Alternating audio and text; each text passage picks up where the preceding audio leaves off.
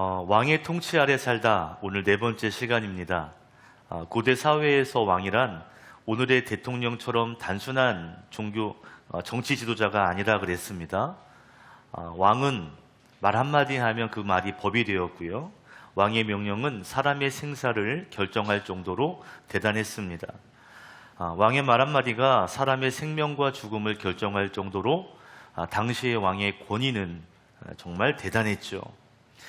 그러므로 우리가 왕의 통치 아래 산다라는 것은 내가 누구의 권위 아래 사는가를 말하는 것이고요.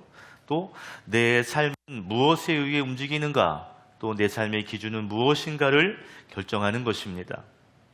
다니엘은 바벨론의 통치 아래 살았지만 신앙을 지배당하지는 않았습니다. 여러분, 다니엘에게 진정한 왕은 하나님 한 분이었어요. 그는 바벨론의 포로로 끌려와서 낯선 땅에서 살아야 했습니다. 그래서 바벨론 제국의 언어를 배워야 했고 바벨론 제도 속에서 살아야만 했습니다. 그러나 다니엘의 마음 그 중심에는 하나님을 향한 믿음이 있었습니다. 다니엘에게 있어서 진짜 왕은 바벨론 왕이 아니라 바로 하나님이었습니다. 그래서 다니엘은 하나님의 권위 아래 살았고요. 그의 삶은 바벨론이 아닌 하나님이 기준이었습니다. 여러분, 우리가 인생을 살면서 내가 누구의 통치 아래 살고 있는가? 나는 어떤 기준으로 살고 있는가? 이 질문은 매우 중요한 질문입니다. 왜냐하면 이 질문이 내가 누구인지를 설명하는 기준이기 때문이에요. 나는 누구의 권위 아래 살고 있는가? 우리가 정말 하나님을 나의 왕으로 인정하고 있다면 당연히 우리는 하나님의 통치 아래 살아야 합니다. 그런데 만약 내가 돈의 권위 아래 산다면, 돈이 나를 움직이고 있다면 나의 왕은 물질입니다. 내가 만약 사람의 말과 그 인정에 쉽게 기뻐하고 쉽게 낙심한다면 나는 사람의 시선 아래 사는 사람인 것이죠. 성공이 나를 움직이고 있다면, 축복이 내 삶의 기준이라면 성공과 축복이 나의 왕이 되는 것입니다. 걱정과 두려움이 나를 지배한다면 나는 걱정과 두려움이 주는 그 무엇이 나의 왕이고 나는 그 통치 아래 살고 있다는 것이죠. 어떤 광고에서 선전하는 것을 들었습니다. 이렇게 말해요. 당신은 당신 인생의 주인입니다. 선전 광고예요. 세상에 말하는 가요 중에 이런 가사가 있더군요. 인생의 주인공은 나야 나. 오늘 밤 주인공은 나야 나. 여러분, 제가 검색을 잠깐 해봤는데요. 인생의 주인공이 나야, 내가 주인이야. 이 가사가 이런 노래가 은근히 많습니다. 겉으로는 멋지게 들리는 가사처럼 들리지만 신앙의 관점으로 보면 그것은 내가 나를 왕으로 삼는 삶을 살라는 그런 표현인 것이죠. 하나님께 예배를 드린다고 말하면서도 내 감정, 내 뜻이 나의 인생의 기준이 된다면 그것은 하나님을 왕으로 섬기며 사는 삶이 아니라 내가 왕이 되는, 나를 왕으로 삼는 삶이 되는 것입니다. 여러분, 우리는 하나님을 왕으로 삼고 그 하나님의 통치 아래 살아야 하는 믿음의 사람인 줄로 믿습니다. 아멘. 바벨론에서 다니엘은 살고 있지만 또 영향도 받을 수밖에 없었지만 다니엘은 바벨론에 동화되지는 않았습니다. 바벨론 제도 안에 있었지만 바벨론의 가치가 그를 지배하지 못했습니다. 여러분, 우리의 삶도 마찬가지여야 합니다.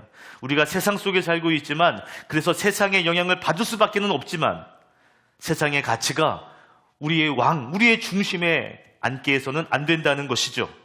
돈, 성공, 축복 너무 중요한 가치들이지만 그것이 왕이 되게 해서는 안 된다는 것입니다. 오직 하나님만이 우리의 왕이 되시는 줄로 믿습니다. 아멘.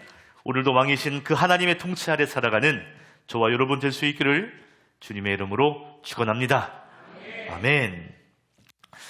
오늘 본문은 벨사살 왕이 1000명의 귀족들을 불러서 큰 잔치를 베푸는 그런 장면으로 시작되고 있습니다. 시간적으로 보면 다니엘서 3장에서 느부갓네살 왕이 금신상을 세워두고 다니엘의 세 친구들이 그것에 절하지 않았을 때 불 속으로 던졌던 그 사건 이후 오늘 본문은 상당한 시간이 흘렀습니다. 정확한 연도를 단정하기는 좀 어렵지만 대략 한 30년쯤 되는 수십 년의 시간이 지났어요.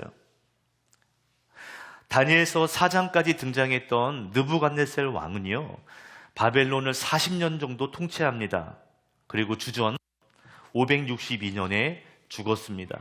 그 이후에 여러 왕들이 바벨론을 통치했고, 오늘 5장에서는 벨사살이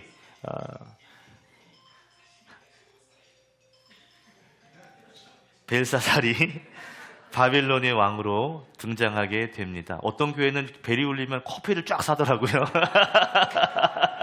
네. 네. 밥을 쫙 돌려든가 해야 될 것 같습니다. 자, 흥미로운 것은 이거예요. 흥미로운 것은 성경에서 벨사살 왕을 소개하는데요, 아버지가 느부갓네살 왕이라고 소개를 합니다. 느부갓네살을 그의 아버지라고 표현해요. 제가 가지고 있는 성경에 보면 그 아버지라고 하는 단어에 각주가 붙어 있는데요, 보면 조상 또는 선왕이라고 되어 있습니다. 그러니까 고대 근동이나 히브리 표현 안에서 아버지라고 하는 말은 단순히 나를 낳아준 친아버지만을 말하지 않아요. 또 유명한 조상이나 또 좋았던 선왕들 또는 자신에게 큰 영향을 끼친 그런 사람을 아버지라고도 표현합니다. 실제로 벨사살 왕의 아버지는 나보디누스라고 하는 사람이거든요.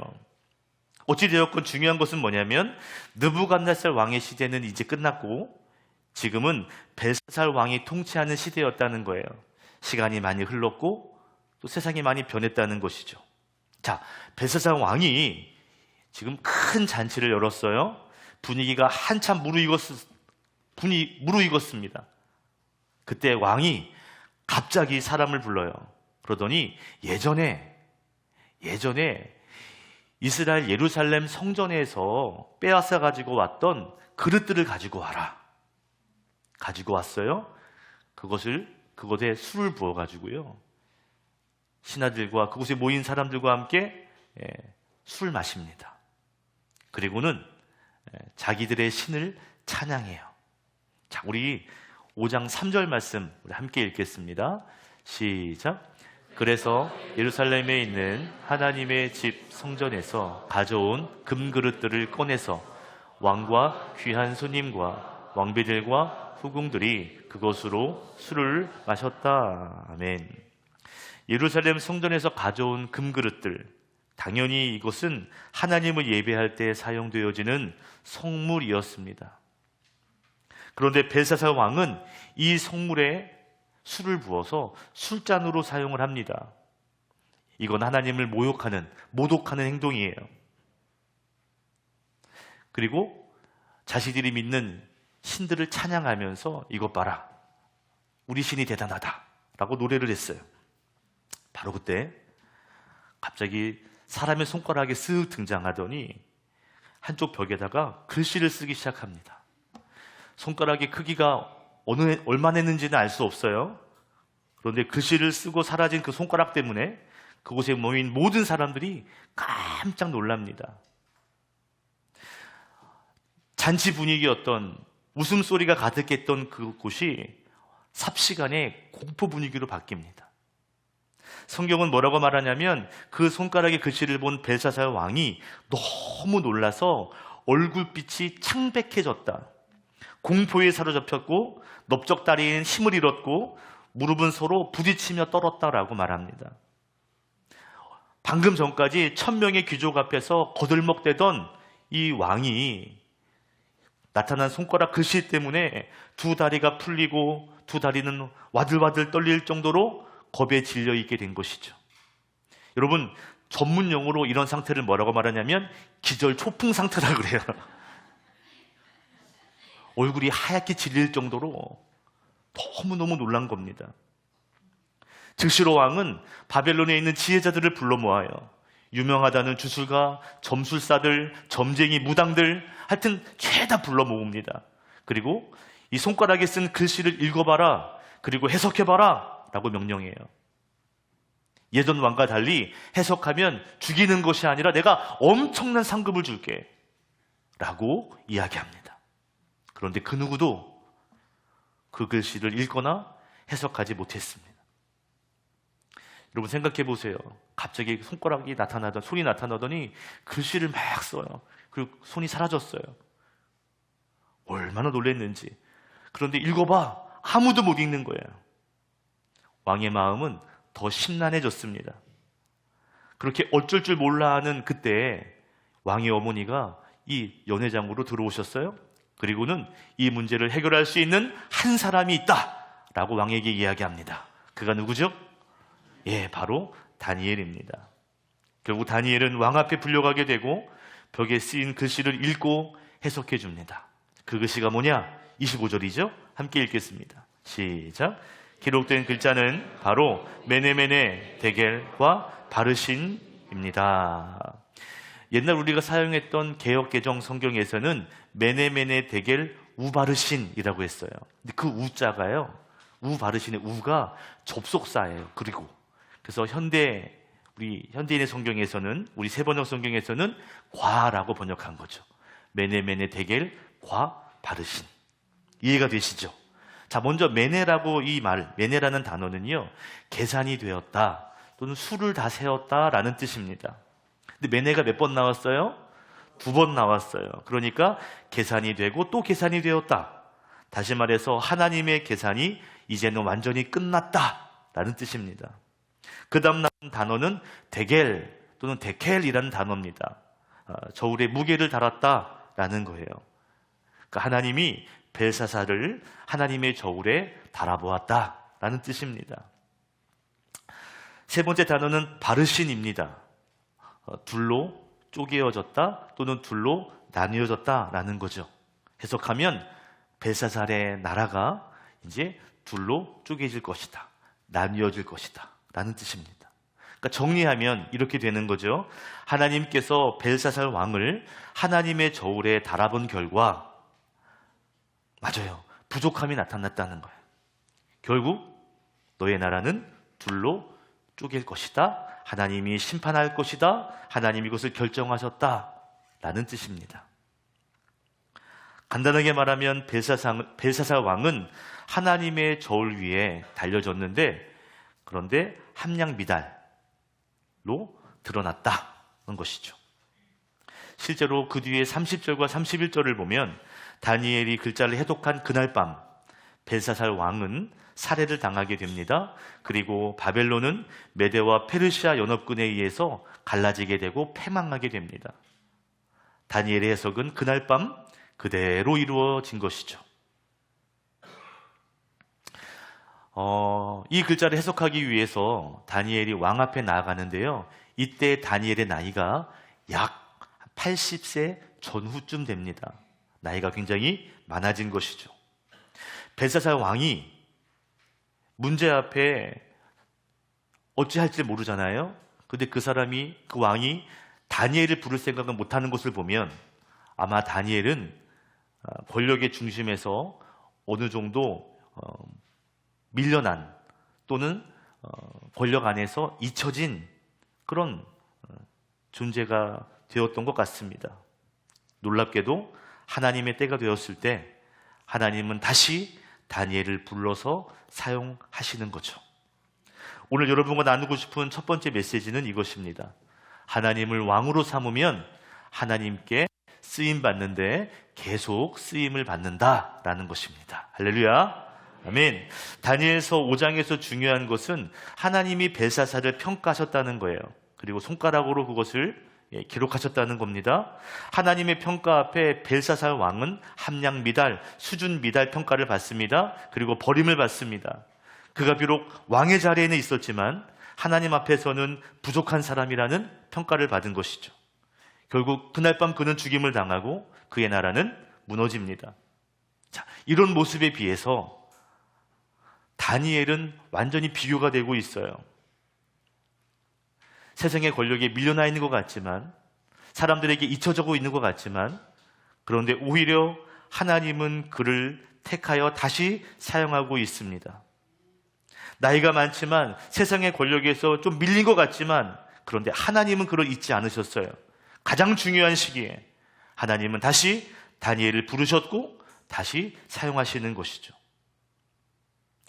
여러분, 시대가 바뀌고 왕이 바뀌고 환경이 바뀌었지만 다니엘의 중심, 그의 신앙 변하지 않았습니다. 다시 말하면 그는 하나님을 여전히 왕으로 섬기고 살았던 거죠. 세상 사람들이 다니엘을 잊고 있을 때, 그러면서 다니엘은 하나님을 섬기고 있었습니다. 하나님은 그를 잊지 않으셨어요.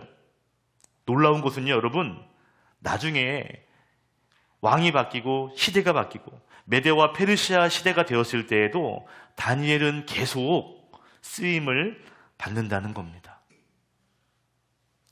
여러분, 하나님을 왕으로 삼고 사는 사람은 잠깐 반짝하고 사라지지 않습니다. 하나님을 왕으로 섬기는 사람은 상황이 좋을 때만 쓰임받고 안 좋으면 버림받지 않습니다. 왕이신 하나님이 하나님의 때가 되면 반드시 그런 사람을 계속 사용하시기 때문이에요. 여러분, 하나님은 하나님을 왕으로 삼는 그 사람을 통해 일하십니다. 그 사람을 통해 시대를 바꾸어 가시고, 한 사람을 통해 공동체를 세워 가시고, 그 한 사람을 통해 가정과 일터를 살리시는 줄 믿습니다. 그러므로 우리는 왕이신 하나님의 통치 아래 살아야 합니다. 상황이 바뀌고 시대가 바뀐 것 같고 뭔가 분위기가 달라진 것 같지만, 그럼에도 여전히 우리는 하나님을 왕으로 섬기며 살아갈 때 하나님의 때가 되면 반드시 그 사람을 하나님은 사용하시는 거예요. 저는 하나님이 귀히 사용하실 수 있는, 그분께 귀히 쓰임받을 수 있는 하나님을 왕으로 삼는 여러분 되시기를 주의 이름으로 축복합니다. 주인이 쓰시는 거예요. 왕이 쓰시는 거예요. 필요할 때. 깨끗한 그릇은 주인이 반드시 쓰게 되어 있습니다. 저와 여러분이 하나님께 쓰임받는 그런 그 한 사람 될 수 있기를 주님의 이름으로 축원합니다. 축원합니다. 아멘. 벨사살은 1000명의 귀빈들을 초대해요. 그리고 술잔치를 벌렸습니다. 하나님은 손가락을 쫙 보내셔서 벨사살을 책망하십니다. 자, 그렇다면 질문입니다. 벨사살 왕의 문제는 무엇입니까? 왜 하나님이 그를 책망하시는 걸까요? 왜? 감히 나를 예비하는 그릇에 네가 술을 퍼마셔? 감히 그것 때문에 하나님이 책망하시는 걸까요? 물론 그런 부분도 있겠죠. 성경 22절은 이렇게 말하고 있습니다. 함께 읽겠습니다. 시작. 느부갓네살의 아드님이신 벨사살 임금님은 이 모든 일을 아시면서도 마음을 겸손하게 낮추지 않으시고, 23절에는 하나님을 거역하고 자기 스스로를 높였고 하나님께 영광을 돌리지 않았습니다 라고 말합니다. 벨사살 왕의 진짜 문제는 뭔지 아세요? 마음을 낮추지 못한 바로 교만이 문제였습니다. 가장 큰 문제는 교만이었어요. 겉으로 보기에는 하나님의 성물을 함부로 서양한 것이 문제처럼 보이지만 진짜 문제는 뭐냐면 자기가 겸손하지 않았기 때문에, 교만하지 않았기 때문에 스스로를 높이기 위해 하나님의 그릇을 마구잡이로 사용했던 것이죠. 자신의 유능함을 자랑하기 위해, 자기를 높이기 위해 하나님의 성전 그릇까지도 술잔으로 사용했던 것입니다. 교만했던 거예요. 하나님은 그것을 다니엘을 통해서 책망하셨습니다. 그런데 이와 비교되는 다니엘은요, 보면 겸손함이 있어요. 오늘 나누고 싶은 두 번째 교훈은 이것인데요, 왕이신 하나님의 통치 아래 살며 우리는 겸손해야 한다, 겸손하라 라는 것입니다. 한번 따라 합시다. 겸손하라. 여러분, 겸손하라는 거예요. 성경학자들이 본문을 연구했습니다. 벨사살 왕이 1000명의 귀빈들을 초대하고 잔치를 벌였을 때는 아마도 주전 539년일 것이다. 그리고 한 10월쯤 되었을 것이다. 이때는 메데라는 나라와 페르시아라는 연합군이 이미 바벨론 제국을 공격한 지 2년이 지난 시기입니다.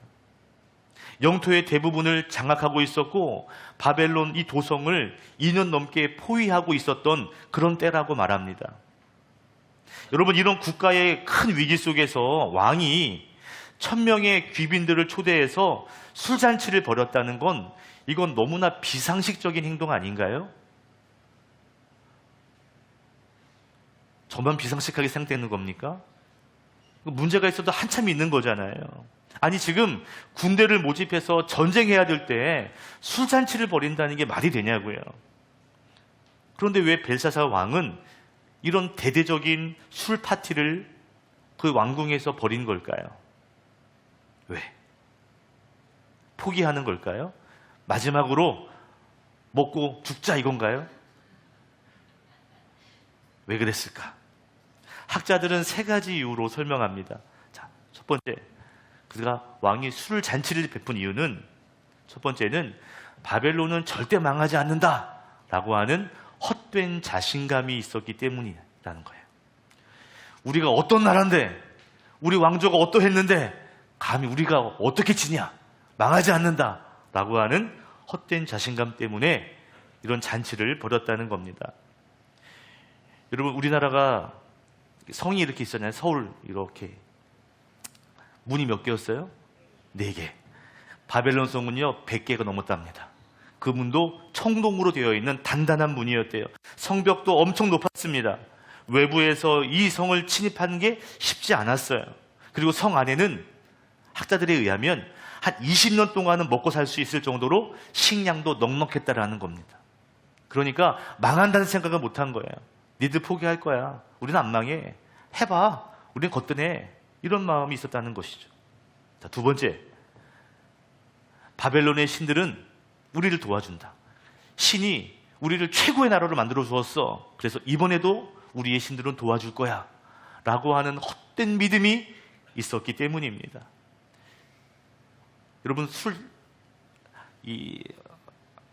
하나님께 예배했던 이 성물에다가 술을 마신 다음에 그 다음에 보면 자기들의 신들을 막 노래하고 찬양해요. 그러니까 우리 신이 우리를 지켜줄 거야. 이런 믿음이 있었던 거예요. 헛된 믿음이었죠.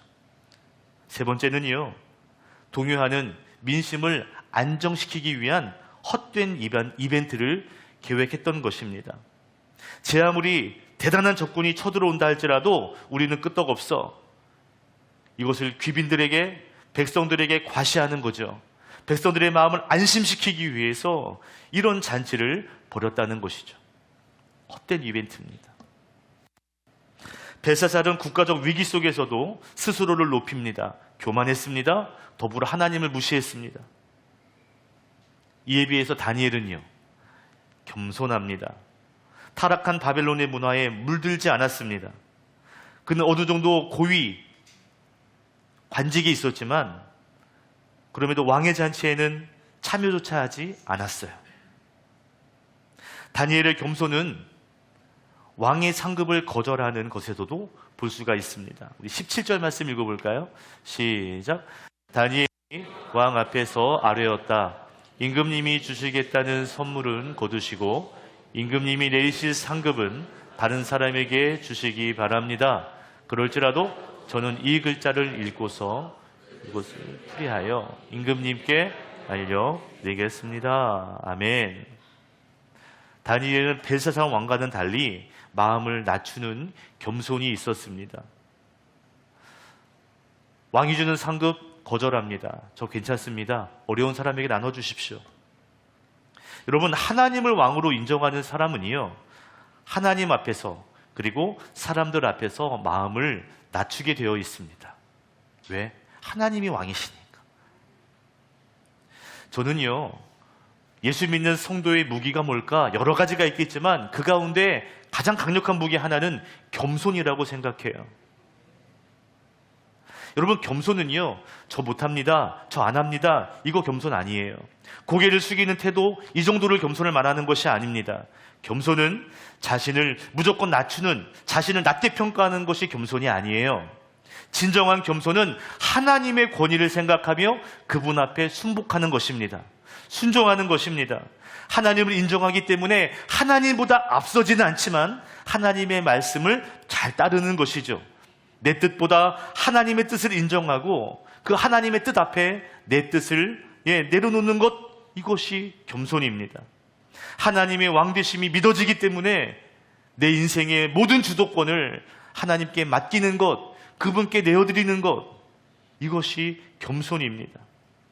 겸손은 하나님의 권위를 인정하고 그분의 통치에 순종하는 거예요.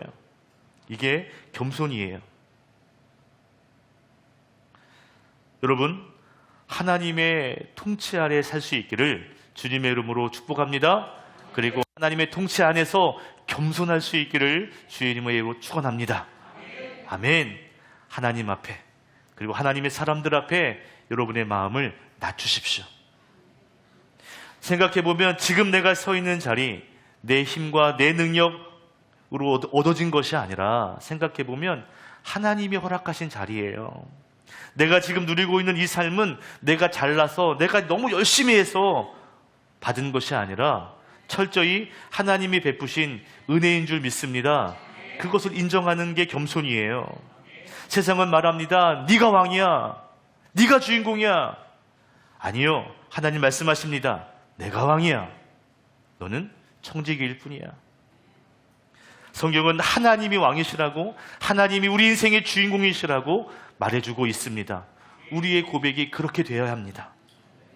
혹시 여러분, 지금의 삶에, 지금의 상황에서 하나님을 왕으로 신뢰하는, 또 하나님 말씀 앞에 겸손할 수 있는 저와 여러분이 될 수 있기를 축복해요. 아멘. 정말 하나님을 신뢰해야, 왕이신 하나님을 신뢰해야 순종할 수 있습니다. 겸손할 수 있습니다. 하나님을 신뢰하십시오. 하나님의 왕되심을 신뢰하십시오. 그렇게 되기를 축복합니다. 지금 이란과 미국이 전쟁 중에 있습니다. 휴전이지만 여전히 전쟁하고 있죠. 얼마 전에 보도에 따르면 이란 상공에서 미국 전투기 F-15E 전투기가 격추되는 일이 있었습니다. 여러분 기억나시죠? 네. 조종사는 비상탈출했지만 결국 적진 한가운데에 고립되고 말았습니다. 이제 그곳에서 살아나오려면 내가 살아있다는 것을 우리 미국 아군에게 빨리 전해야 되죠. 빨리 구조 신호를 보내야 합니다. 그런데 문제가 있어요.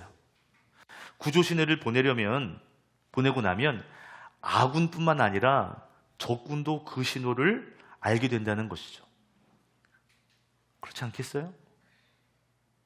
살기 위해서 보낸 그 신호가 오히려 자신을 더 위험하게 만들 수도 있는 상황입니다. 그러니까 신호는 보내야 되는데 보내면 적군이 먼저 알고 먼저 죽임을 당할 수도 있는 참 어려운 상황에 놓이게 되었어요. 자, 이 어려운 상황에서 이 조종사가 첫 신호를 보냅니다. 그런데 여러분, 그가 뭐라고 신호를 보냈을까요? 살려줘! 어떻게 보냈을까요?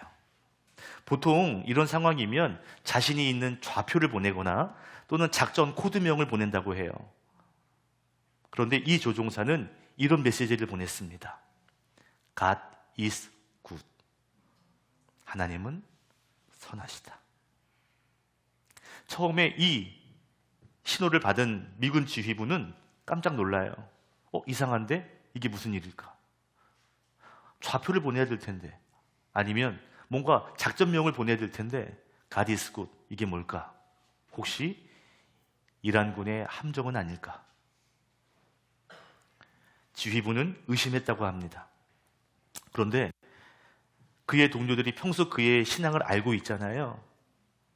이 God is good이라고 하는 이 메시지를 듣고 아니다, 이 조종사가 생존하고 있다, 그 사람이 보낸 신호다 라고 지휘부에 어필합니다. 진짜냐? 진짜다. 이 사람의 신앙은 진짜다. 믿어달라. 이 짧은 신앙 고백 하나가 미국 지도부를 움직입니다. 멈추려고 했던 구조 작전을 다시 시작하는 계기가 바로 이 고백이었습니다. God is good. 그가 맞다면 우리 구하러 가자. 보도에 의하면 그를 구출하기 위해서 미군 미군이 비행기를 보내는데 몇 대를 보내냐면 155대를 보냅니다. 엄청난 작전으로 그를 구한 거예요. 결국 극한의 공포와 죽음의 그림자가 들여온 36시간 만에 그는 구출이 됩니다. 놀라운 건 그가 그 극한의 공포와 죽음의 자리 안에서 그가 군사적인 생존 기술을 먼저 고백한 것이 아니라 하나님을 향한 신뢰를 고백했다는 거예요. God is good. 하나님은 선하시다. 우리가 교회에 오면 인사합시다. 하나님 사랑하십니다. 인사하잖아요. 미국 교회도 이런 인사를 많이 한대요. God is good이라고 인사합니다. 그러면 옆에 사람이 뭐라고 대답하냐면 all the time. 항상 하나님은 선하시다. 저도 들어서 알아요. 들어서. God is good이 그때 신앙 고백이에요. 여러분, 죽을지도 모르는 어쩌면 마지막 메시지가 될지도 모르는 그 자리에서 그 조종사는 하나님을 신뢰해요. 하나님은 선하시다. 하나님은 선하시다. 어쩌면 저와 여러분도 전쟁터 같은 그 세상 한복판을 살아가고 있습니다. 때로는 정말 그 적진 한가운데 나 혼자 서 있는 것 같은 외로움이 있는 시간이 그 시간을 지나기도 하죠. 죽을 것 같고 패배할 것 같고 실패할 것 같은 커다란 두려움이 밀려옵니다. 한치 미래가 보이지도 않는 그런 삶이 우리의 삶이기도 합니다. 열심히 살아보지만 내 힘으로 해결될 기미가 전혀 보이지 않는 그런 전쟁터를 우리가 살아가고 있어요. 그때 우리가 붙잡아야 할 것이 있습니다. God is good. 하나님은 선하시다. 하나님은 선하십니다. 이 고백이 저와 여러분의 고백이 되어야 할 줄로 믿습니다. 내 현실이 무겁고 지금의 상황은 무너질 것 같지만 그럼에도 왕이신 하나님은 선하시다. 내 계획대로 흘러가지 않는 것 같지만 하나님은 선하시다. 내가 이해할 수 없는 이 시간을 지나게 되지만 하나님은 선하시다. 이 고백이 하나님을 왕으로 인정하고 그 하나님을 신뢰하는 사람의 고백인 것입니다. 이 고백은 두려움의 통치 아래 살지 않고 내가 하나님의 통치 아래 살겠다는 믿음의 선포, 믿음의 선언이기도 한 것이죠. 여러분, 이번 한 주간도 전쟁터 같은 세상 속으로 나아가게 될 텐데 그때 이 고백으로 세상을 이기고 그리고 여러분 자신과 싸워 이길 수 있기를 주님의 이름으로 축원합니다. 한번 따라 합시다. God is good. 하나님은 선하시다. 이 고백이 우리의 고백, 우리의 선언되기를 축복합니다. 그래요, 여러분. 다니엘처럼 세상 거친 세상 속에서 왕이신 하나님의 통치 아래 살아가기를, 그래서 하나님께 귀하게 쓰임받는 그 한 사람이 되시기를, 끝까지 겸손하시기를, 세상의 가치들과 끝까지 싸워 승리하는 바로 그 한 사람 되시기를 주님의 이름으로 축원합니다. 기도하겠습니다.